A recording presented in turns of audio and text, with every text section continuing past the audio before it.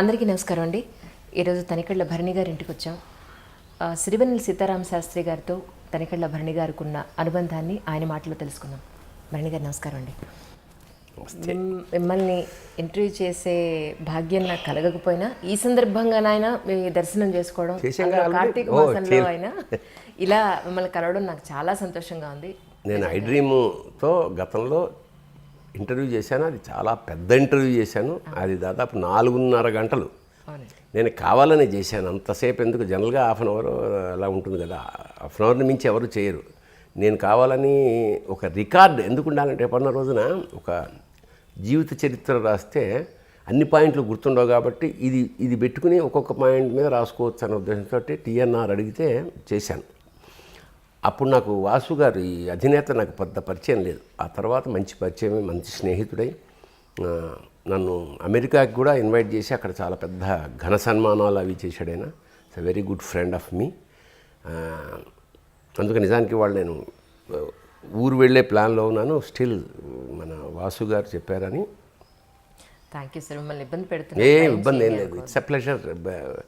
మా అన్న సీతారామ శాస్త్రి గురించి మాట్లాడడం అనేది ఒక ఆనందమే. అంటే ఇప్పుడు సందర్భం ఇలా వచ్చింది, కానీ అదర్వైజ్ ఎప్పుడైనా అన్నయ్య అంతకుముందు ఆయన గురించి మాట్లాడుకొని ఇప్పుడు ఆయన తలుచుకున్నట్టు, అది తేడా. ఒక్కసారి వెనక్కి వెళ్ళి చూస్తే ఆయనతో మీకున్న పరిచయం ఎంతకాలం నాటిది, ఎలా పరిచయం అంటే ఏం చెప్తారండి? ఇంచుమించు నేను సీతారామ శాస్త్రి ఒకేసారి ఇండస్ట్రీకి వచ్చాం. 84. నేను వస్తూ పోతూ ఉండేవాడిని. అయితే మేము శాలిగ్రామం ఏవిఎం స్టూడియో ఎదురుగుండా సందులోకి వెడితే పెద్ద శాలిగ్రామం ఒక ఏరియా, అందులో వినాయకుడి టెంపుల్, ఆ చుట్టుపక్కలంతా ఎక్కువ మంది తెలుగు ఆర్టిస్టులు. సీతారామ శాస్త్రి సాక్షి రంగారావు గారి ఇంట్లో అద్దెకు ఉండేవాడు. సాక్షి రంగారావు గారు పైన ఉండేవారు. వెనకాల ధమ్ అనే ఆర్టిస్ట్ ఉండేవాడు. శంకరాభరణంలో నేను మా ఆవిడ అంటుంటాడా, ఆ ధమ్ గారు ఉండేవారు. ఆ పక్కన పొట్టి ప్రసాద్ గారు ఉండారు పక్కనే. యువతల దివాకర్ బాబు ఉండేవాడు. ఎదురుగుండా మన శివలంక కృష్ణప్రసాద్ ప్రొడ్యూసర్. ఆ స్థలమేమో ఆయన ఎవరిది, మన చంద్రమోహన్ గారిది. ఆ ఎదురుగుండా హీరో శ్రీధర్ ఉండేవారు. Hero Muthyala Muggu hero Sridhar. మా యువతల వినాయకుడి గుడి ఎదురుగుండా రాళ్లపల్లి గారు ఉండేవారు. రాళ్లపల్లి గారి పక్కన నేను. ఎంత గుర్తుందండి మీకు? అంటే అక్కడ అంటే ఇండస్ట్రీ నుంచి వెళ్ళిన తర్వాత ఏదన్నా ఇక్కడి నుంచి సికింద్రాబాద్ నుంచి అక్కడికి వెళ్ళిన తర్వాత మరి ఏదన్నా అవుదామనే క్రమంలో నేను మా గురువు గారి దగ్గర ఉండేవాడిని. అప్పుడు అంటే నేను యాక్చువల్గా ఇండస్ట్రీకి ఫస్ట్ వెళ్ళడమే డైరెక్ట్గా సీతారామ శాస్త్రి గారి ఇంటి పైన ఉన్న, అప్పుడు సీతారామ శాస్త్రి ఇక్కడ ఉంటున్నాడు అన్నది తెలియదు. నేను పైకి వెళ్ళి సాక్షి రంగారావు గారి ఇంట్లోనే స్నానం చేసి అక్కడి నుంచి ఏదో ప్రోగ్రాం కోసం వెళ్ళాను. వాటెవర్, నాకు అంత ఆ కాలనీ అంతా చాలా ఆత్మీయంగా ఉండేవాళ్ళం. షూటింగ్ లేకపోతే అందరం కలిసి మాట్లాడుకునేవాళ్ళం. వాళ్ళు మా ఇంటికి వస్తుండేవాళ్ళు, మేము అలా సీతారామ శాస్త్రి మా ఇంటికి నేను వెళుతూ ఉండేవాడిని. అలాగా మాకు చాలా ఒక క్లోజ్డ్ సర్క్యూట్లో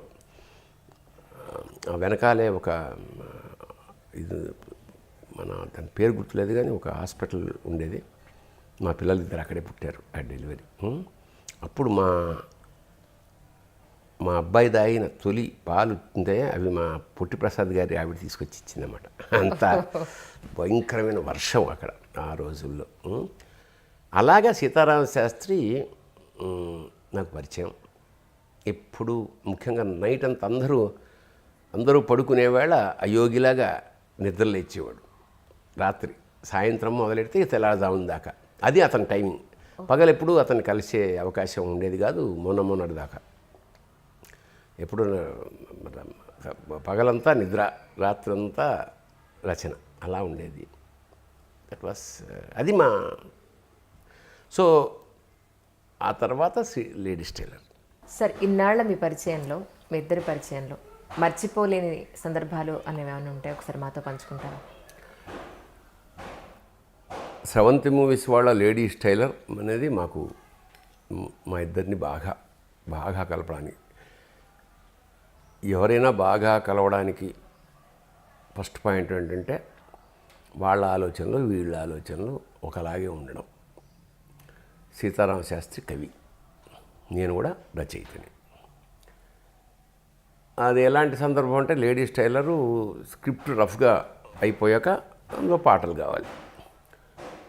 సో అప్పటికే అంత పాపులర్ కాదు కానీ సీతారామ శాస్త్రి పేరు మెల్లిగా తెలుసు కొంతమందికి.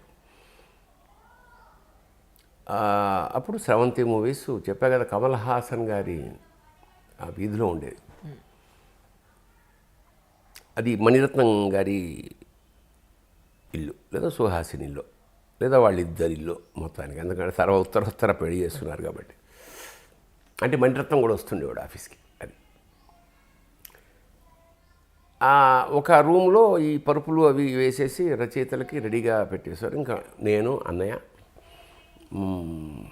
సీతారామ శాస్త్రి గారు ఒక సూట్ కేసు ఉండేది, దాని మీద అట్లా దరువు వేసుకుంటూ ఒక రాగంలో పాడుతుండేవాడు. జనరల్గా ఏమిటంటే అందరికీ తెలిసిన వంశీ గారు ఇళయరాజాతో ఎక్కువ చేయించాడు. నాకు తెలిసి అన్ని సినిమాలు ఇళయరాజానే ఉంటాడు అతను. ఇళయరాజా ట్యూన్ ఇచ్చేవాడు. వాళ్ళిద్దరూ ఎక్కడికో వెళ్ళి ఒక అరడజన్ ట్యూన్లు 10-15 ట్యూన్లు తీసుకుని వస్తే సీతారామ శాస్త్రిని పిలిచి, అది అప్పట్లో టేప్ రికార్డర్. అంటే అందరికీ తెలిసిన పద్ధతి. పూర్వం ఏంటంటే పాట రాసేసాక ట్యూన్ చేసేవారు. ఉత్తర ఇప్పుడు ట్యూన్కి పాట రాయడం అనేది ఇప్పుడు సాంప్రదాయం. ఇది ఇప్పుడు 99% అదే. పాటకి ట్యూన్ చేయడం అనేది ఎక్కడో తప్ప లేదు. ఇప్పుడు తత్కారం అంటారు. తత్తర అలా ఇస్తాడు. అంటే అప్పట్లో చాలా తమాషా అయిన విషయం ఏంటంటే ఇసై జ్ఞాని అంటారు ఇళయరాజాని, కానీ ఆయనకి శాస్త్రీయ సంగీతం రాదు. తర్వాత నేర్చుకున్నాడు ప్రాసెస్లో. బాలసుబ్రహ్మణ్యం గారు అంతే. అంటే ఇప్పుడు జానకి, సుశీల, ఘంటసాల గారు వాళ్ళలాగా శాస్త్రీయ సంగీతం నేర్చుకుని పాటల్లోకి రాలేదు. పాటలు పాడడానికి వచ్చేసిన తర్వాత అవసరాన్ని బట్టి, సరదా బట్టి, ఇష్టం బట్టి నేర్చుకున్నారు. అంచేత సంగీత విద్వాంసుడైన వాడు స్వరాలతో ఇస్తాడు. సరిగమదనెసలు లేదా సరి రి గ అట్లా ఏదో ఒక స్వరం ఇస్తాడనమాట. ఇది దీంతో రావేయాలి. లేకపోతే దాన్ని తత్కారం అంటారు. తత్కారం అంటే ఇది చెప్పాం కదా ఇందాక, ఇది ఇచ్చాడు ఆయన. అన్ని పాటలు కొంచెం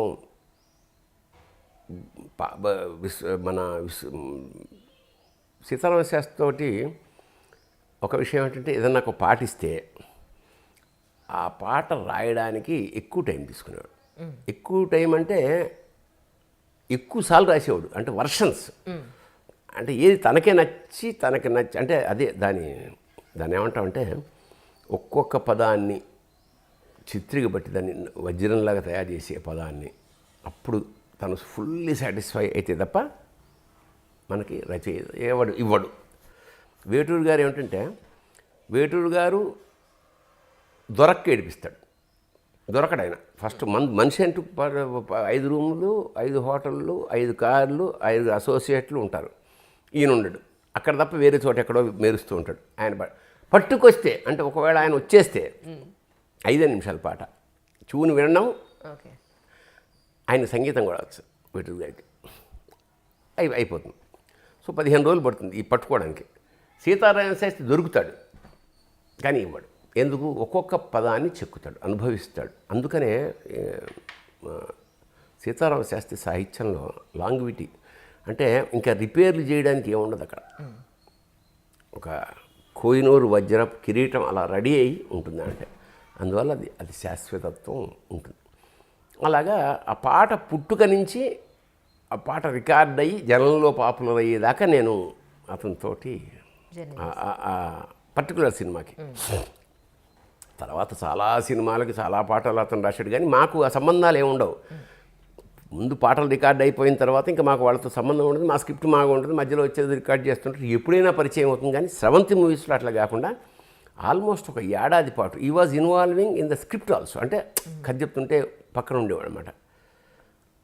ఈ తత్కారంతో నానా బాధ పడుతున్నాడు. ఇది ముఖ్యంగా ఇది ఇప్పుడు నేను చెప్పిన తత్తర తత్తర తత్తర తత్తర తత్తర తత్తర తత్తర తత్తర తత్తరదా తత్తర తత్తర తత్తర తత్తర తత్తర తత్తర తత్తర తత్తర తత్త అది ఇచ్చాడు.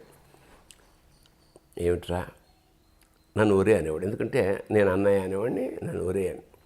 ఏమిట్రా ఇది, లారింగ్స్ 2 ఉన్నాయని చెప్పి చూసావా అలాంటిది ఇచ్చేసాడు. నిన్న నువ్వు ఎక్కువ బాధపడకన్నయ్య, చక్కగా ABCDEFGHIJKLMNOP ఏడిచావు కదావా అనేవాడు. అట్లా రాసేయాలి. ఆ తర్వాత అది సంచలనాత్మకమైన పాటగా, అది కథ చెప్పే పాట. అందులో పుట్టుమచ్చ మీద పాట కదా, ఎక్కడ ఎక్కడ ఎక్కడ ఎక్కడ ఎక్కడ ఎక్కడ ఎక్కడ దాక్కున్నావే లక్కున తెచ్చే చుక్క. అబ్బాబ్బా ఆ పదాలు, ఆ పద విన్యాసం, అలాగ ఒక ఎక్కువ కష్టపడ్డా, అంటే 1 వీక్ పట్టిందేమో అంతా వినిపించాడు. అది సూపర్ హిట్. అందులో అన్ని పాటలు హిట్. తద్వారా సినిమా ఫస్ట్ టైం వేసి చూస్తున్నప్పుడు నా వెనకాల కూర్చున్నాడు. అసలు కింద పడి దొర్లి, అంటే ప్రీవ్యూ చూస్తున్నాం, ఎక్కువ మంది కాకు 10 మంది, నేను, ప్రొడ్యూసర్లు, డైరెక్టరు, రచయిత సీతారామ శాస్త్రి. ఎంత నవ్వుతాడంటే బాగా గట్టిగా ఓపెన్గా నవ్వేస్తాడు సీతారామ శాస్త్రి. ఓపెన్గా తిడతాడు, అలాగే ఓపెన్గా నవ్వుతాడు. ఎంత గట్టిగా నవ్వుతాడంటే చెప్పలేను. నవ్వుతున్నాడు. నాకు ఒక దశలో ఇదేమిటి నిజంగా సినిమా బాగుండి నవ్వుతున్నాడా, నేను తమ్ముడిని ఏమన్నా నన్ను ఉత్సాహపరచడానికి నవ్వుతున్నాడా, నాకు అర్థం కాలేదు. కళ్ళనీళ్ళు వచ్చేసేలా నవ్వాడు. నిజంగా చాలా కావలించుకున్నాడు. అది చాలా బాగుందిరా, బాగా రాసేవరా భరణి, ఇది గ్యారంటీగా హిట్ అన్నాడు. అది బ్రహ్మాండమైన హిట్ అయింది. ఇంకా నాకు తెలిసి ఇది నా 4వ సినిమా నాది. ఇంకా అక్కడి నుంచి నేను వెనక్కి తిరిగి చూసుకోలేదు. అలాగా ఎన్ని రాత్రులు, ఎందుకంటే నేను కొంచెం ఎర్లీ బర్డ్, పొద్దున్నే లేచేసి పెందరాళే పడుకుంటాం. వాడు అట్లా కాదు, అతను రాత్రిని ఉదయించే సూర్యుడు. తెల్లారుజామున ఎప్పుడో 4ంటికి, అంచేత 7th న్యూస్లో నేను పొద్దున్నొచ్చి సాయంత్రం వెళ్ళడానికి వీలు లేకుండా సీతారామ శాస్త్రి ఉండి, అట్లాగా, అంటే అప్పుడు నాకు ఇంకా మ్యారేజ్ కాలే, అంచేత బ్రహ్మచార్యం అక్కడే పడి ఏడుస్తుండేవాడిని అన్నమాట 7th మూవీస్లో. ఇంకా రాత్రల్లా ఉండి పొద్దున్న వెళ్ళిపోయేవాడు, నేను మళ్ళీ అక్కడే ఉండేవాడు. సరే నాకు పెద్ద ఫరకేం పడదు. అయితే రాళ్ళపల్లి గారు ఇల్లు 7th మూవీస్, అట్లా దాదాపు 1 ఇయర్ పైచి.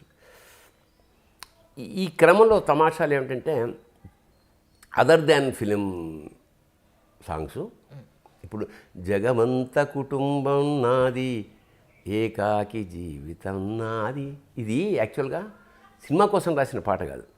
ఇది ముందే రాసేసుకున్నాడు, ఎప్పుడో వినిపించాడు నాకు. ఓకే, అవునా? తర్వాత దాన్ని కృష్ణవంశీ పెట్టుకున్నాడు. అలాగే అతను కాకినాడలో టెలిఫోన్ డిపార్ట్మెంట్స్లో పనిచేసేవాడు. వాళ్ళ వార్షికోత్సవం అప్పుడు ఒక పాట రాశాడు. ఇది టెలిఫోను యంత్రం, దూరాన్ని తీగతో కట్టిపడేసిన సమ్మోహన మంత్రం, ప్రకృతి బంధనాలను తెంచేసిన వైజ్ఞానిక తంత్రం, ఇది ఆకాశానికి జంతువులు బిగించు శృతి చేసిన యంత్రం. ఇట్లా మొత్తం ఎంత అద్భుతంగా టెలిఫోన్ డిపార్ట్మెంట్ అంతా, అంటే టెలిఫోన్ డిపార్ట్మెంట్ శాశ్వతంగా గుర్తు చేసుకోగల పాట. అలాగా ఒక్కొక్క పదం, ఒక్కొక్క పాట ఇది అదర్ దాన్ సినిమా. శివుడి మీద పాటలు అయితేనే, వాటి మీద పాటలు అయితే రాస్తుంటే నేను ఆనందించడమే కాదు, నేను 12 గంటలు 1 గంట ఆ ప్రాంతాల్లో 1 గంట దాకా.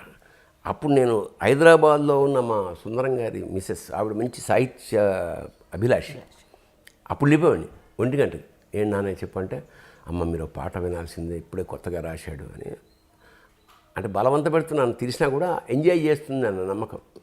అట్లా అప్పుడే పుట్టిన పాటలు అతను. అట్లాగా ఎన్ని నిద్రలేని అద్భుతమైన రాత్రులు గడిపాం మేము. అట్లాగా సీతారామ శాస్త్రి. ఇక అవి మర్చిపోలేని అనుభూతులే అంతా. ఒకరోజు కాదు, 2 కాదు, కొన్ని ఏళ్ళు అలా లేడీస్ టైలర్ మా స్నేహాన్ని బాగా కుట్టాడు. ఇది బాగుంది, స్నేహాన్ని బాగా కుట్టాడు. రాళ్ళపల్లి గారి కాలం చేయడం మీ కళ్ళతో చూశారు, బాలసుబ్రహ్మణ్యం గారు చూశారు, అలాగే ఇప్పుడు సిరివెన్నెల సీతారామ శాస్త్రి గారి. శ్మశాన వైరాగ్యం వస్తుంది. ఎందుకంటే ఫస్ట్ ఈ ఇవి ఎట్లా అంటే నాకు దాస్ అని నమస్తే తెలంగాణ మ్యాగజైన్ నుంచి ఒక ఇంటర్వ్యూ మొన్న 30వ తారీఖు రాత్రి అతను అన్నాడు ఏదో అతను తమాషాగా ఏమన్నా అంటే సార్ ఇవాళ నా రిటైర్మెంట్ ఇవాళతో అయిపోతుంది, ఇది లాస్ట్ ఇంటర్వ్యూ, ఫోన్లో మీతో ఇస్తారా రాత్రి 7:30కి, నేను లేటుగా వచ్చి పైన వాకింగ్ చేస్తాను, తప్పకుండా చెప్పను. ఆయన అడిగిన క్వశ్చన్ అంటే ఇలాగే, ఏంటి సార్ అందరూ ఇట్లాగా చాలా పెద్ద పెద్ద వాళ్ళందరూ వెళ్ళిపోతున్నారు, గతంలో ఒక ఏడాది మా కమెడియన్స్ అందరూ 10 మంది వెళ్ళిపోయారు, అప్పుడు ఏమిట్రా ఇలాగా నేను బ్రహ్మానందం కూడా ఇలాంటి ప్రస్థానం అంటే నేను బ్రహ్మానందంతో మాట అన్నా ఏంటంటే ఒరే 5వ క్లాస్ నుంచి 5వ క్లాసు అలా చిన్న 10 క్లాసు లోపల ఒరే పెన్సిల్ పోయిందిరా, రబ్బర్ పోయిందిరా, మెండర్ పోయిందిరా, ఇది ఇలాంటి చిన్న చిన్న కంపాస్ బాక్స్ పోయింది, పుస్తకం పోయింది, ఇవి ఇలా మాట్లాడుకుంటాం. ఒక 16 ఏళ్ళ నుంచి ఒక 25 ఏళ్ళ యవ్వనంలో అదేమంటారా అది వెళ్ళిపోయింది, అదే నన్ను వదిలేసి ఇది వెళ్ళిపోయింది, వాడితో వెళ్ళిపోయింది, వీడు వెళ్ళిపోయి ఈ రిలేషన్షిప్స్. తర్వాత ఇంకా 70 ఆ ప్రాంతాల్లో అది నిన్న మాతో మాట్లాడాడు. సో ఇదేమిటంటే ఇలాగా ఇది చాలా సహజం. అప్పుడు మనం ఎదుగుతుంటాం, మన జీవన క్రమంలో మనం జరిగేయాల్సిన చాలా సహజంగా జరుగుతుంటాయి. ఇప్పుడు 650+ ఈ తర్వాత మనకు వినిపించే ఎక్కువ న్యూస్లు ఈ 10 ఏళ్ళు ఇవే ఉంటాయి చాలా సహజంగా. అంచేత ఇది ఆకురాలు కాలం అన్నమాట. అట్లాగా మా గురువు గారంటే నేను ఆఫ్కోర్స్ నేను ఇవాళ ఇలా ఉన్నానంటే ఆయనే కారణం. నేను ఇండస్ట్రీకి వెళ్ళి నాటకాల ద్వారా ఆయన పరిచయం, ఆయన కుటుంబంలో ఒక సభ్యుడిగా, ఆల్మోస్ట్ కొడుకుగా, ఎందుకంటే వాళ్ళిద్దరికి ఆయనకి 2 అమ్మాయిలే కాబట్టి నేనే కొడుకుగా అక్కడ వ్యవహరించాను. నన్ను కొడుకు కన్నా ఎక్కువగా వాళ్ళు ఆదరించారు. అట్లాగా అలా అంత ఇండస్ట్రీకి వెళ్ళకముందు నాకు నా శిరీష గారు, సుందరం వాళ్ళు, అందుకే నాకు ముగ్గురమ్మల అని రాసుకున్నాను పుస్తకంలో. నన్ను కన్న తల్లి, నన్ను ఆదరించిన శిరీష గారు, నన్ను కడుపులో పెట్టి చూసుకున్న రాజ్యలక్ష్మి గారు. ఇట్లాగా ఆయన వెళ్ళిపోయినప్పుడు ఇంకా నాకు ఆత్మబంధువు వెళ్ళిపోయిన ఫీలింగ్. ఈ బాలుగారితో నాకు అంతే అనుబంధం. ఏమిటి, అంతకుముందు ఆయన గాయకుడు, మనం హలో ఎప్పుడైనా కలవడమ్మా, గృహప్రవేశానికి రావడం, ఇవి స్నేహమే. But travel with him for almost 1 year. Seetharama Sastry లాగే మిథునం ట్రావెల్ చేసినప్పుడు అది ఒక అకస్మాత్తుగా ఒక శూన్యం ఆవరించిన. కాకపోతే ఏమిటంటే ఒక నెల రోజులు ఏమవుతుంది, వచ్చేస్తాడు, ఇంకా బయటకు వస్తాడు అట్లా అయిపోయింది, ఇలా అంటున్నాడు. ఇది చాలా సడన్. సీతారామ శాస్త్రిది నేను మా అబ్బాయి పెళ్లి కార్డు ఇచ్చినప్పుడు నేను మా ఆవిడ వెళ్ళాం, ఇక్కడే మా బాగా దగ్గరలోనే ఉంటాడు. అప్పుడప్పుడు తిట్టేవాడు, ఎరా ఎప్పుడు రావే అన్నాడు. ఏం రానయ్యా, నేను వచ్చేటప్పుడు నువ్వు పడుకుంటావు, నేను చూడాలని నేను పడుకుంటాను. అలాగా అట్లా అంచేత అలాగా అని తిట్టి ఒరే అని పిలిచేసాను. చాలా తక్కువ మందికి ఉంటుంది కదా ఇండస్ట్రీకి వచ్చిన తర్వాత ఎవడి పని వాడు చేసుకుంటున్న క్రమంలో. కొంతమంది ఎప్పుడో చిన్నప్పుడు మీరు సార్ బాగున్నారా సార్ మీరు అంటే నాకు ఒళ్ళు మండుతుంది. అప్పుడేమో ఒరే అని చెప్పి కొట్టుకున్న వాళ్ళం సడన్గా ఏదో సినిమా యాక్టర్ అయిపోయానని చెప్పి నువ్వు ఏమండి బాగుంటే నాకు నేను వెంటనే కరెక్షన్ చేస్తుంటా, వద్దురు అట్లా అనొద్దు, ఒరే అందం అంటే ఒరే అంటే ఏమనుకుంటారు అన్న ఫీలింగ్ వాళ్ళకు ఉంటుంది పాపం. బట్ ఒరే అనిపించుకోవడంలో ఒక అందం, ఒక సొగసు, ఒక ఆత్మీయత. ఒరే అని ఎవరిని ఎంతో క్లోజ్ అయితే అప్పుడు దేవుణ్ణి అనగలం, ఇంకెవరినన్నా ఎవడు ఊరుకోడు. అలాగే సీతారామ శాస్త్రి నన్ను ఒరే తమ్ముడు అని పిలిచేవాడు. అట్లాగా అలాంటి వాడు. సరే వెళ్ళాము. ఇక్కడ మనవరాలతో ఆడుకుంటున్నాడు. అప్పుడే ఆపరేషన్ అయిపోయింది. నాకు డీటెయిల్డ్గా తెలియదు కానీ ఏదో ఆపరేషన్ మనం కొన్ని చిన్న ముఖ్యంగా ఏదైనా జబ్బు చేసింది ఇలాంటివి మనం డైరెక్ట్గా అడగడం సభ్యత కాదు, అది పద్ధతి కాదు. ఇండస్ట్రీలో అసలు కుదరదు. ఇండస్ట్రీలో ఏ సీరియస్ ఇది వచ్చినా బయటికి చెప్పరు. ఎందుకు చెప్పరు అంటే, వీడికి ఇప్పుడు ఇది ప్రాబ్లం ఉంది, రేపు వాడిని పెట్టుకుంటే ప్రమాదమేమో, మనకి మధ్యలో ఆగిపోతుందేమో సినిమా అంచేత ఇది జనరల్గా ఇలాంటి బ్యాడ్ న్యూస్లు పొక్కనివ్వరు. అందువల్ల నాకు తెలియదు. అది నేను వెళ్ళాను బాగా చిన్నపిల్లలతోటి, మా మనవరాలతోటి బాగా సరదాగా, ఎప్పుడు చెప్పే కదా గట్టిగా నవ్వుతుంటాడు. గట్టిగా ఏ మంచి జోక్ వేసినా చాలా ఎంజాయ్ చేస్తాడు. అలాగా బాగా ఎంజాయ్ చేశాడు. వాళ్ళ ఆవిడ, నేను వదినాన్ని పిలుస్తాను. మేము కొన్ని సందర్భాల్లో సభల్లో కలవడం, లేదా ఏదో దేవాలయాల్లో కలవడం, ఇలా బాగా కుటుంబ సభ్యుల కింద లెక్క. ఎందుకంటే వాళ్ళ పెద్దప్ప యోగి. వాడు చిన్నప్పుడు ఒకసారి, నేను యాక్చువల్గా శివతత్వాలు పాడుతుండేవాడిని. పాడుతున్నప్పుడు నాకు రెగ్యులర్గా వట్యం వేణుగారని మృదంగిస్టు, వీణాపాణి నాకు, అలాగే తంబూర చేబిఎం శ్రీనివాసన్ అని, ఈ సుదర్శన్ గారు, వీళ్ళంతా టీం మేము. ఒకసారి తనకి ఏదో కాలుకి ఏదో ప్రాబ్లం వచ్చింది మా వేణుగారికి. నార్కట్పల్లి వేణుగోపాల ఆలయంలో నాకు అప్పుడు యోగి సీతారామ శాస్త్రి గారు పెద్ద అబ్బాయి, వాడు మృదంగిస్ట్ అనమాట. అది నాకు తెలిసి ఎరా ఫోన్ చేస్తే వస్తాను బాబాయ్ అని ఉన్నాను. అలాగే మా పిల్లలందరూ పెద్దనాన్న అనేవాళ్ళు సీతారామ శాస్త్రి, అంత చనువు అనమాట. సరే వస్తానని చెప్పి ఒక రోజు ప్రాక్టీస్ చేసి, తర్వాత మంచి, ఇప్పుడు అది వాడు మ్యూజిక్ డైరెక్టర్, 2-3 సినిమాలు చేశాడు కూడా. రెండో వాడు యాక్టర్. అట్లా కుటుంబంతో మంచి రిలేషన్షిప్ ఉంది. అందువల్ల నాకు ఆసుపత్రి వ్యవహారాలు ఉరికే చూచాయిగా తెలుసు. నేను ఇదనుకున్నా, స్టంట్ వేసారేమో, బైపాస్ అంటే స్టంట్ ఈ రోజుల్లో చాలా జలుబు చేసినంత తేలిక చేసేసారు కదా సైన్స్ డెవలప్. బట్ ఈ 1 వీక్ ఆసుపత్రిలో ఉన్నాడు. అది లంగుకి ఇబ్బందిగా ఉంది, న్యూమోనియా అంటే, నేను సాయి వాళ్ళ ఫ్యామిలీ మెంబర్ వాడిని అడిగాను, ఎరా అంటే, లేదనే బాగుంది, కోలుకుంటున్నాడు. అందువల్ల మేము పెద్దగా ఇది అవ్వలేదు. సడన్గా ఏకాదశి నాడు మరణం, ద్వాదశి నాడు దహనం. అది పూర్వజన్మ. అంటే అనాయాసేన మరణం వినా దైన్యేన జీవితం అంటారు, కానీ అనాయాస మరణం కాకపోవచ్చు. బట్ అది వేటూరి గారి తర్వాత, వేటూరి గారు అంటే చాలా భక్తి, చాలా ఆదరణ, చాలా ఇష్టం.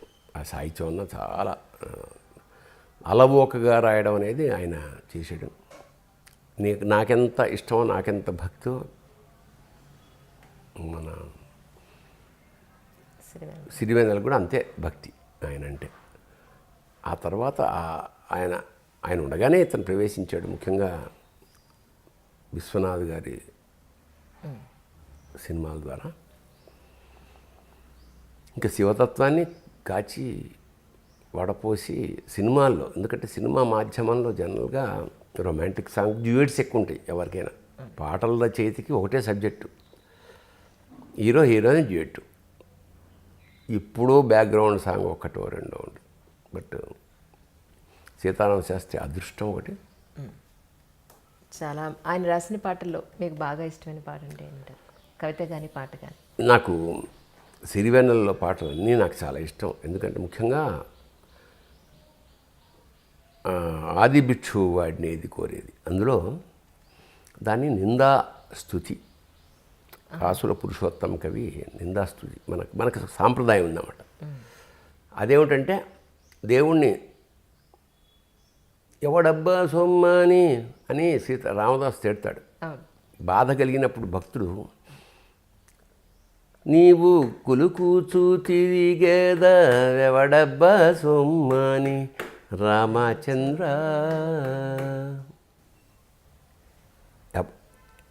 ఎవడబ్బాబు సొమ్మురా పెట్టుకు తిరుగుతున్నావు అని ఒక భక్తుడు రాముణ్ణి అన్నాం.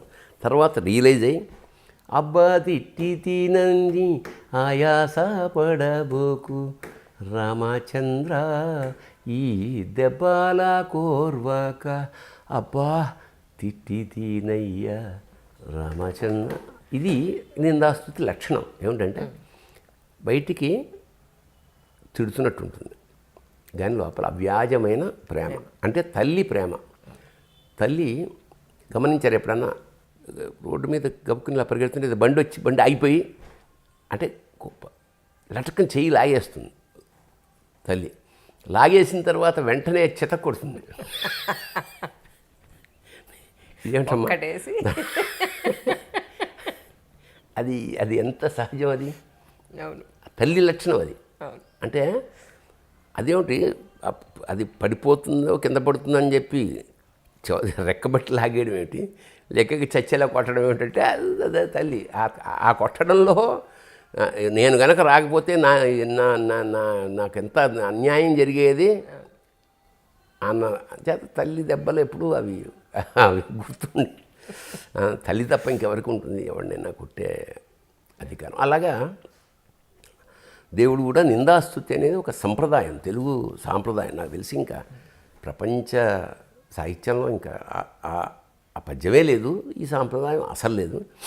ఇలాగ నాకు కూడా అది వంటబట్టి నేను కూడా శివతత్వాలు, ఆటగదల శివ, శభాష, శంకర అంతా కూడా ఈ నిందాస్తుతి ధోరణిలోనే నడుస్తూ ఉంటుంది. అందుకని నాకు ఆది భిక్షువు వాడిని ఏది కోరేది, బూడిదిచ్చేవాడిని ఏది కోరేది అన్నాడు. బూడిది ఇవ్వడం అంటే, బూడిదంటే ఏమిటి ఇక్కడ?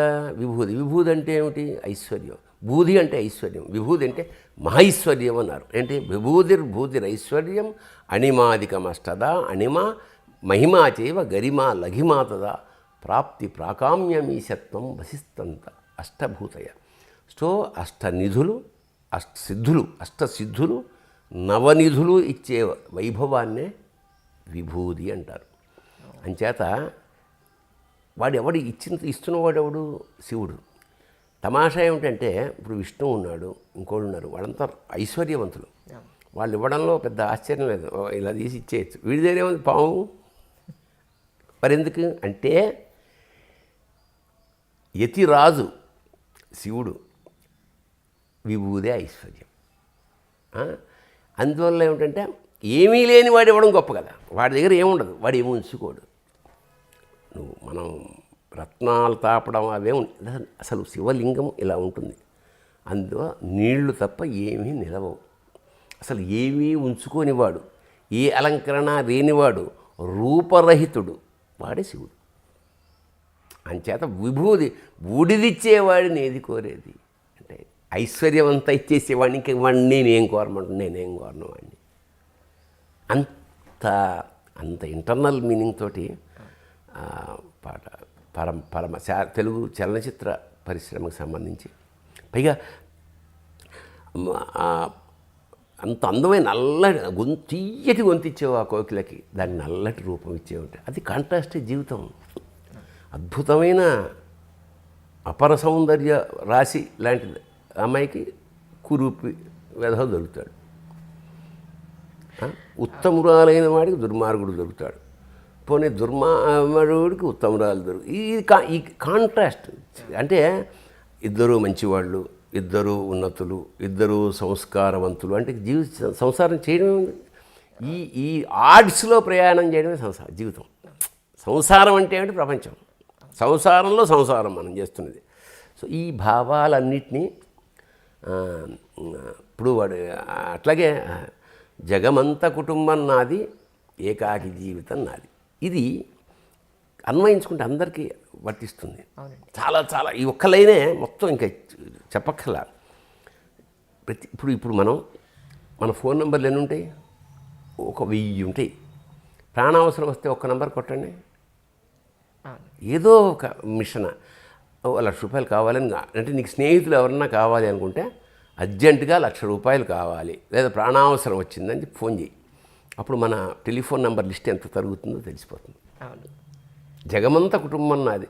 నెంబర్ ఆఫ్ పీపుల్ 1,00,000 మంది తెలియడం కాదు, రక్షణకు ఒక్కడు రావాలి, నీవే తప్ప ఇతఃపరం వెరుగా. అందుకే అట్లాగా జగమంత కుటుంబం నాది, ఏకాకి జీవితం నాది. అంటే ఇందులో యోగికి ఫిలాసఫీ ఉంది. నువ్వు ఎంతమందిలో అయినా ఉండు, ఒక్కడివే ఉండు, నీలో అంతరాత్మ. ధ్యానంలో ఉండేవాడికి ప్రపంచంలో ఏం జరుగుతుందో తెలియకూడదు, వాడే యోగి. అదో ఫిలాసఫీ. సో ఈ జగమంత కుటుంబం నాది, ఏకాకి జీవితం నాది అంటే అందరూ అలాగే ఫీల్ అవుతారు. ఎందుకంటే నువ్వు ఇక్కడికి వచ్చింది ఒంటరిగా, వెళ్ళేది ఉంటారు. సీతారామ శాస్త్రి వచ్చినప్పుడు సీతారామ శాస్త్రి కాదు, అవును. సంథింగ్. వెళ్ళిపోయినప్పుడు సిరివెన్నెల, సీతారామ శాస్త్రి, మరొకటి కవి, పద్మశ్రీ, ఇవన్నీ. ఇది మధ్యలో వెళ్ళిపోయేటప్పుడు మొలతాడు కూడా ఉండదు. అన్నీ ఇక్కడ వదిలేసి కీర్తి ఇక్కడ వదిలేసి మళ్ళా ఒంటరిగా వెళ్ళిపోవడం. అందుకని జగమంద కుటుంబం నాది ఏకాకి జీవితం. ఎవరికైనా ఇది అన్వయం వచ్చి తీరాల్సిన విషయం. అలాగా ఏకవాక్య మహాకావ్యాలు అంటారు వీటిని. ఒకసారి ఇలా చెప్తే అది కొటేషన్ కింద మారిపోతుంది అన్నమాట. అలాంటి సాహిత్యం, ఎందుకంటే అపారమైన లైబ్రరీ, మంచి లైబ్రరీ, తెగ చదివేవాడు. Is very good at English. చాలామందికి తెలియని విషయం ఏంటంటే బ్రహ్మాండమైన ఆర్టికల్స్ రాసేవాడు ఇంగ్లీష్లో. అది చాలామంది. అలాగే శివదర్పణం ఆ పుస్తకం నేనే ఆవిష్కరించాను, అంటే నేను వ్యాఖ్యాతని. నారాయణ రెడ్డి గారు వాళ్ళు చాలామంది ఉన్నప్పుడు శివదర్పణం అంటే శివతత్వమే. జనరల్గా నేను మన సీతారామ శాస్త్రి, జొన్నవిత్తుల, షణ్ముఖ శర్మ, సామవేద షణ్ముఖ, నీలకంఠేశ్వర శతకం రాశాడు షణ్ముఖ శర్మ. నీలకంఠేశ్వర రెప్పల్ రెండును అంటే కళ్ళు, నీ కళ్ళు శివ, కన్నులు రెండును సూర్యచంద్రులుగా. మనం దేవుణ్ణి ప్రోగిడేటప్పుడు కన్నులు రెండును సూర్యచంద్రులుగా, రెప్పల్ రాహుకేత్వాకృతులు అన్నాడు. పట్టి వదిలేస్తుంటాయి కదా, అందుకు రెప్పలు ఇలా వదిలేస్తుంటాం కదా, ఈ రెండు సూర్యచంద్రుల్ని అలా. అది సామవేదం షణ్ముఖ. అంటే సమకాలీన కవులు ఎంత గొప్పవాళ్ళు ఆ చుట్టుపక్కల ఉండేవాళ్ళు అంటే సీతారామ శాస్త్రి, సామవేదం షణ్ముఖ శర్మ, జొన్నవిత్తుల రామలింగేశ్వరరావు, మన రామేశ్వరంలో రోజుకొక పద్యం, రామలింగేశ్వర శతకం రోజుకొక పద్యం ఆశువుగా. అట్లాగా అంటే ఒక అద్భుతమైన కాలం అన్నమాట. అందరూ రచయితలు ఒక చోట ఉండి వాళ్ళ రంగంలో ప్రసిద్ధులై అందరూ శివతత్వాన్ని వాళ్ళ స్థాయిలో ప్రసారం చేసి, అందులో శివదర్పణం. మేము ఒకసారి ఏదో 7th మూవీస్ సినిమా కోసమే మేమంతా బాంబే వెళ్ళాం. బాంబే వెళ్తే మన మ్యూజిక్ డైరెక్టరు చాలా తెలుగు సినిమాలకి మ్యూజిక్ డైరెక్టర్, బంగారం ఉంది ఒంటి నిండా అంత బప్పీలహరి. మేము హోటల్లో ఉండి మర్నాడు అతను చూడడానికి పెడితే అతను 11 o'clock, ఈ బాంబే సిస్టమ్ అంతా ఇంకోలా ఉంటుంది కదా, 11 గంటలకి పెద్దన్నే అప్పుడే సభే ఆగి చాలా వచ్చినాడు, ఒంటి నిండా బంగారమే. ఒరే వీడిని మనం కిడ్నాప్ చేసుకెళ్తే అసలు పాటలు పద్యాలు ఏమి రాసుకోక్కర్లేదు, అంత బంగారం వేసుకుంటాడు. నేను ఇప్పుడు మామూలుగా స్నానం చేయకముందు పూసిన అన్నయ్య ఇది, స్నానం బట్టలు వేసుకున్నప్పుడు కిరీటాలు అవి ఉంటాయి కదా, అప్పుడు పట్టుకుపోదాం. ఓకే, అరే ఇలాగా రుద్రాక్షమాల అని ఒకటి రాద్దాం అనుకుంటున్నారా అన్నాడు. అని మేము చల్లగా జోకులు వేసుకు, రుద్రాక్షమాల, నిజంగా నువ్వు రుద్రాక్షమాల రాస్తే నేను రాద్దాం అనుకుంటున్నాను. ఏమిటి శాస్త్రి విభూతి పండాను, వెధవా నన్ను వెళ్ళకోవడం చేస్తావురా, చచ్చేలా తిట్టాడు. నేను ఊరికి అట్లాగా అంత చనువు ఉండేది నాతో సీతారామ అన్నయ్యకి. కొట్టేవాడు కూడా నన్ను, కొట్టాడు. అది ఒక ప్లెజర్. అలాంటి మహానుభావుడి చేతి దెబ్బలు తినడం కన్నా ఇంకా కావాల్సిందే. శివతత్వంలో ఈ మరణానికి సంబంధించిన దాంట్లో ఏం చెప్పారు అని అంటే ఏం చెప్తాను, ఎందుకంటే మీరు చాలా రాశారు. నేను రాసింది వాళ్ళని. ఆటగద జననాలు, ఆటగద మరణాలు, మధ్యలో ప్రణయాలు, ఆట నీకు. ఆటగద రాసివా, ఆటగద రాసివా, ఆటగద కేశవ, ఆటగద రాసివా, ఆటగద కేశవ, ఆటగదరా నీకు అమ్మ తోడు, ఆటగదరా శివ, ఆటగద కేశవా ఆటగదరా నలుపు ఆటగదరా తెలుపు నలుపు తెలుపుల గెలుపు ఆట నీకు ఆటగదరా మన్ను ఆటగదరా మిన్ను ఆటగదరా మన్ను ఆటగదరా మిన్ను మిథ్యలో ఉంచి ఆడేవు నన్ను ఆటగదరా శివా ఆటగద కేశవా. ఇదంతా జీవులై పావులై ఆట నీకు అని ఇది ప్లే. అటు క్రీడార్థం శ్రేయసి ప్రపంచమఖిలం అంటాడు ఆదిశంకర్ల వారు శివానంద లహరిలో. ఓ శివ, నీ క్రీడ కోసం నువ్వు అమ్మవారు ఆడుకోవడం కోసం ఈ జీవులందరినీ పావులుగా చేసి ఆడుతున్న క్రీడా నాయన ఇది అని అంటాడు. అలాంటి భావనతోటే ఆటగదరా అని నేను రాశాను. అందులో ఈ ప్రస్తావన, ఈ క్రీడ, దీన్నే నేను తర్వాత ఉత్తరోత్తర శభాష్ర శంకర అని తెలంగాణ యాసలో రాశాను. ఉయ్యాలేస్తారు ఊపుతుంటారు పెండ్లిల పల్లకి మోస్తారు ఉయ్యాలేస్తారు ఊపుతుంటారు పెండ్లిల పల్లకి మోస్తారు పాడెను గడతారు పట్టుకపోతారు శభాషురా శంకర. 3 స్టేజెస్, 3 వైభోగాలు అన్నమాట. పిల్లడు పుట్టినగానే వాడిని ఉయ్యాల్లో ఊపేసి అసలు కిందకి దిగనివ్వకుండా, తర్వాత పెళ్ళి, అదొక వైభవం అప్పట్లో. ఇప్పుడు కార్లు గీర్లు కానీ అప్పుడు పల్లకిలో పెళ్లి కొడుకు పెళ్లి కూతురు. సరే చివరి పెళ్ళి, అప్పుడు అంత వైభవం జరుగుతుంది. పూలదండలు వేస్తారు, బొట్టు పెడతారు, కొత్త బట్టలు కడతారు, పాడే కడతారు, పట్టుకుపోతారు. There and 3rd stage. అలా అనివార్యం ఇది. ఎందుకని ఇది ఈ మధ్యలో ఏదైతే ఉందో ఆ పీరియడ్ కలుసుకోవడం. ఇప్పుడు ఆయన దాదాపు నాకు 30 ఏళ్ళ చివరిగా ఆయన నాకు పరిచయం లేదు. ఆ తర్వాత పరిచయం ఉంది, ఆ తర్వాత నిరంతర పరిచయం ఉంటుంది, కానీ మనిషి ఉండడు. సో మనిషి అంటే ఇప్పుడు యాజ్ ఇట్ ఈజ్గా జ్ఞాపకాలు, మెమరీస్. ఇవాళ మనం మాట్లాడుతున్నట్టు అట్లా ప్రపంచం మొత్తం చూస్తుంది, మహామహులు ఎంతోమంది కాలం చేసి వెళ్ళిపోవడం చూస్తుంది. అయినా కూడా ఈ డబ్బు మీద ఇంత అత్యాస, అధికారం మీద ఈ అత్యాస, దీన్ని ఎలా చూస్తారు మీరు? ఎంత కావాలి మనిషికి బతకడానికి? ఇది కూడా ఆటే. అంటే అక్కర్లేనంత అక్కర్లేదు అనుకుంటే ఆటే అది. ఆట చెప్పమంటావా? సైకిల్ ఒకటి ఉంటుంది, ఒక సైకిల్. ఏం సైకిల్ అది? ఫుడ్ వెబ్ అంటారు. ఈ ప్రపంచంలో అందరూ బతకాలి, అన్నీ బతకాలి, అందరూ బతకాలి, అన్నీ బతకాలన్న స్పృహ లేకపోవడం వల్ల, చెట్లు కొట్టేయడం వల్ల, పక్షుల్ని కాల్చుకు తినడం వల్ల, జంతువుల్ని చంపేయడం వల్ల మనకి ఈ కరోనా లాంటి అంటే సమతుల్యం నశించింది.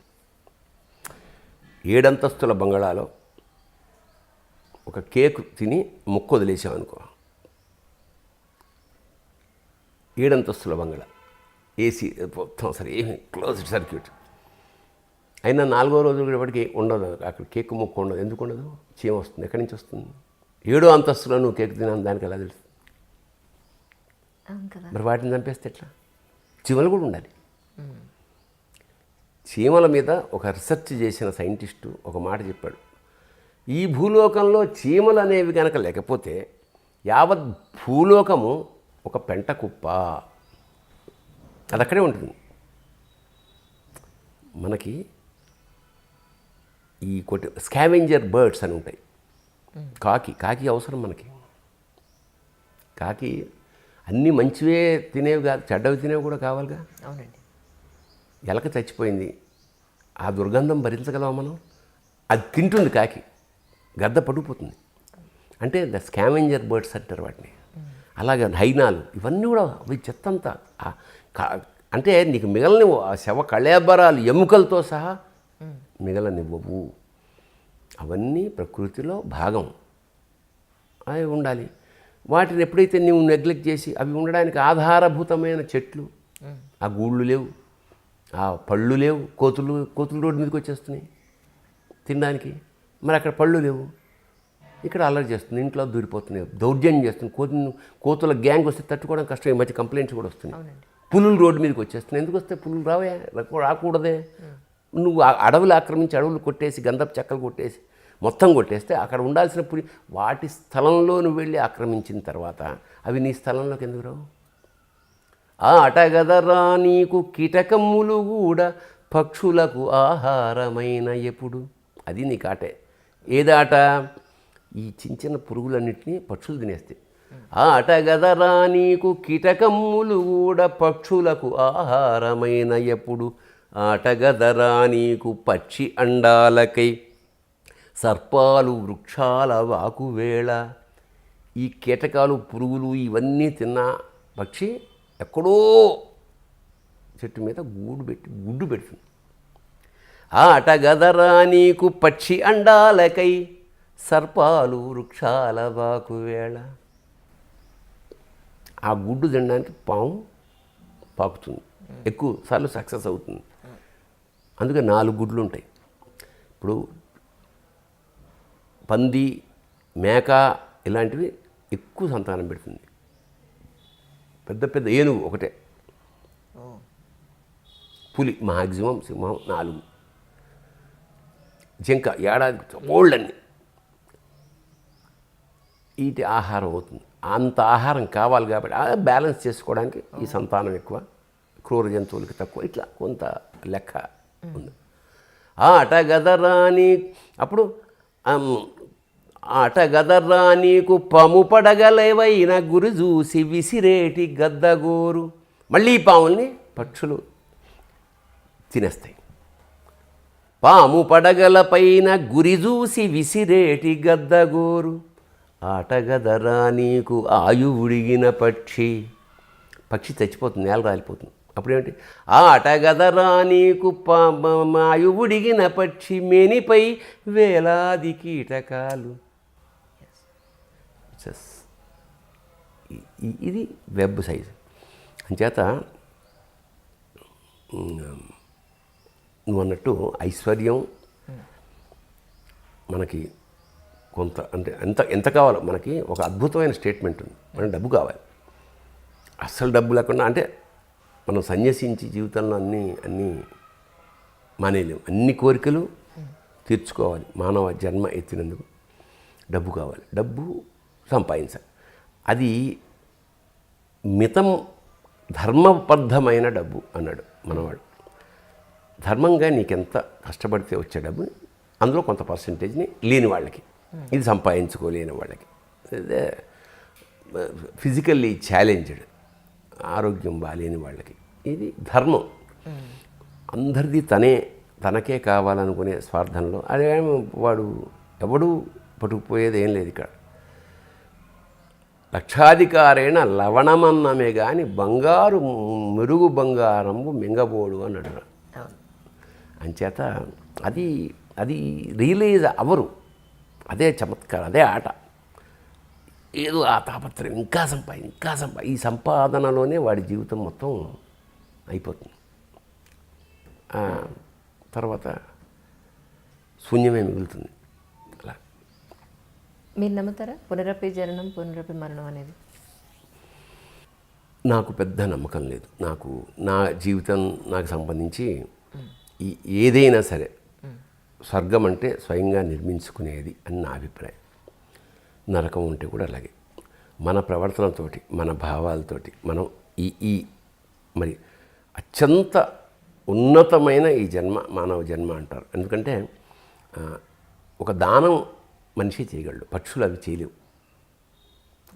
వాడికి ఆ గుణ వాడికి ఆకలి, ఆహార, నిద్ర, భయమైదు నాదు అవి తప్ప ఇంకొక నెక్స్ట్ జనరేషన్ నువ్వు ఎవరికైనా చేయగలవు. నువ్వు పక్షులకు పెట్టగలవు, మనుషులకు పెట్టగలవు. ఇంకోటి ఒక గొప్ప సేవ చేసే అవకాశం, కొంతమంది కన్నీరు తుడిచే అవకాశం, కొంతమంది కడుపు నింపే అవకాశం, ఇంకోళ్ళ కోసం బతికే అవకాశం ఒక్క మనిషికి మాత్రమే ఉంది. ఇది ఎట్లా వచ్చిందంటే ఇప్పుడు మనం చేసిన పాపాలన్నీ చేసేసి వెంకటేశ్వర స్వామికి ఒక కిరీటం పెట్టేసిన, ఒక వజ్రాలు ఉంగరం, అవి దేని డిపార్ట్మెంట్ అదే. కిరీటం పెట్టిన పుణ్యం అది వేరే అకౌంటు, దోపిడీ చేసిన అకౌంట్ అది వేరే అకౌంట్. దీనికి పడాల్సిన శిక్ష దీనికి పడాల్సింది. అది ఇందులోంచి అది ఇది చేశా కాబట్టి అది మైనస్ పీక పిసికేసి కన్నీళ్ళు తుడిచా అంటే అది నడవదు. అది నైచలత అంచేత దేని దారి దాందే. అదే చాలామంది దానాలు చేస్తున్నాం సార్, అన్నం చేస్తున్నాం, అన్నాలు పెట్టేస్తున్నాం అంటే, అన్నాలు పెడుతున్నా అంటే నీకున్న దాంట్లోంచి పెట్టి అన్నం. ధర్మరాజు యాగం చేస్తుంటాడు, రాజసూయ మహాయాగం. ఒక ఉడత వస్తుంది, ఒక ఉడత తొండ ఏదో ఒక అనుకుందాం, ఒక ముంగిస దగ్గదగ్గదగా మెరిసిపోతుంటుంది. ముంగిస పై కింద భాగం అంతా, పై భాగం అలాగే ఉంటుంది. మహారాజా ఏంటండి ఇది రాజసూయాగం, ఇంత ఐశ్వర్యంగా ఇంత వేల లక్షల మందికి భోజనాలు పెడుతున్నావు, దానాలు చేస్తున్నావు కదా, ఒకసారి నా నేను ఆ వంటశాల మొత్తం తిరిగేసి ఇలా వచ్చాను, అయినా సరే నేనేం మారలేదు, చూసావా కిందంత బంగారం అయిపోయింది చూసావా. అవును ఏమిటన్నాడు అంటే, నేను అడవిలో ఉన్నప్పుడు ఒక పేద దంపతులు, పేదవాళ్ళు, తల్లి తండ్రి కొడుకు కూతురు, తల్లి తండ్రి కొడుకు కోడలు, పరమ పేదవాళ్ళు, ఇంకా ఒక చెట్టు కింద చిన్న గుడిసె లాంటిది వేసుకుని దొరికినప్పుడు తినడం, లేకపోతే పస్తు ఉండడం. ఈ క్రమంలో వాళ్ళకు ఒక్కరోజు కొంత ఏదో బియ్యం దొరికింది, అది ఒక్కళ్ళు తినడానికి మాత్రమే వీలు, నలుగురున్నారు ఇంట్లో.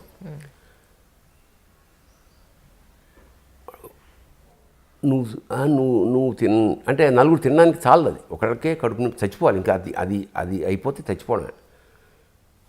కోడలంది ఏమంటే మీరు తినండి అండి, కొడుకు అన్నాడు అమ్మ నువ్వు తినం, ఆవిడంది మీరు తినండి. త్యాగాన్ని ఆల్మోస్ట్ కళ్ళ శోష.